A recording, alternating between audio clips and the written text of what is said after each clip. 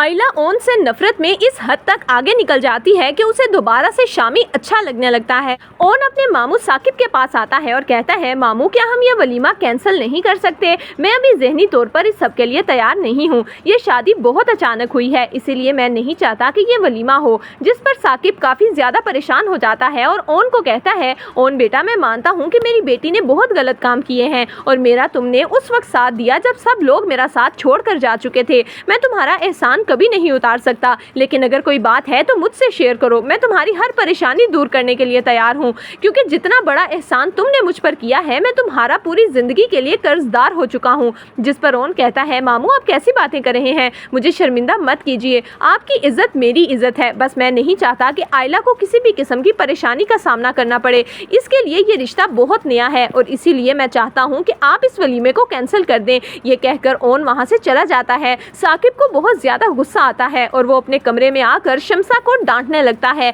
और कहता है कि तुम्हारी बेटी का मिजाज ठीक नहीं हो रहा। मैंने तुम लोगों को बोला था कि ओन के साथ किसी भी किस्म की उल्टी बात मत करे, लेकिन आयला ये वलीमा नहीं चाहती और इसने ये बात कहने को ओन को कहा है। जिस पर शमसा कहती है, साकिब देखें बच्चे ठीक ही तो कह रहे हैं। इतनी अफरा तफरी में ये शादी हो गई, वो भी इस रिश्ते को कबूल नहीं कर पा रहे और आप चाहते हैं कि ये वलीमा हो। जिस पर साकिब कहता है कि जितनी कालक तुम्हारी बेटी ने मेरे मुंह पर मली है ना, इसके बाद तो तुम्हें शर्म से डूब मरना चाहिए। मैं तुम्हें बता रहा हूँ कि अगर तुम्हारी बेटी का दिमाग ठीक ना हुआ तो फिर मैं उसे अपने तरीके से समझाऊंगा। मैं और राहत ये फैसला कर चुके हैं कि उनका वलीमा होगा तो वलीमा होगा, और अगर तुम्हारी बेटी ने इस बार कुछ करने की कोशिश की तो मैं उसको अपने हाथों से गोली मार दूंगा। इत्तेफाक से आयला कमरे के बाहर खड़ी ये सारी बातें सुन लेती है और उसे अपनी किस्मत पर बहुत रोना आता है। वो गुस्से से अपने कमरे में जाती है और ओन को कहती है, ओन जहांगीर ये सब कुछ तुम्हारी वजह से हुआ है। आज मेरा अपना बाप मुझे मारने की धमकी दे रहा है। मैं तुमसे बहुत नफरत करती हूँ, इतनी नफरत कि अगर एक तरफ जहर हो और दूसरी तरफ तुम, तो मैं जहर खाने को तरजीह दूंगी,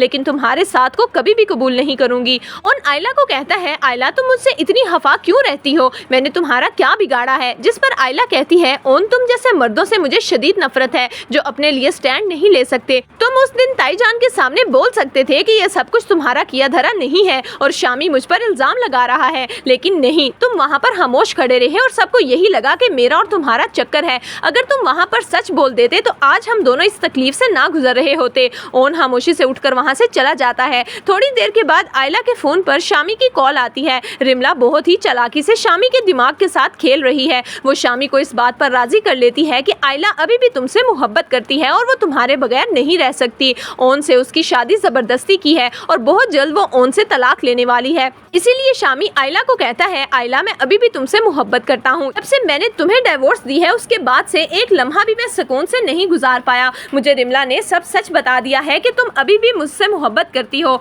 आयला जब ये सुनेगी तो आयला को बहुत गुस्सा आएगा और वो शामी को कहेगी कि मैं तुम्हारी शक्ल भी नहीं देखना चाहती और रिमला ने जो कुछ भी तुम्हें कहा है वो सब झूठ है। रिमला खुद ओन से शादी करना चाहती है और वो तुमसे तलाक लेकर ओन की होना चाहती है, लेकिन मैं तुम्हें साफ साफ बता दूं कि मैं और ओन अगर एक ना भी हो सके तो भी मैं तुमसे शादी नहीं करूंगी। तो दोस्तों आपके ख्याल में क्या रिमला का प्लान कामयाब हो पाएगा? आपकी इस बारे में क्या राय है? हमें कमेंट्स में जरूर दीजिएगा।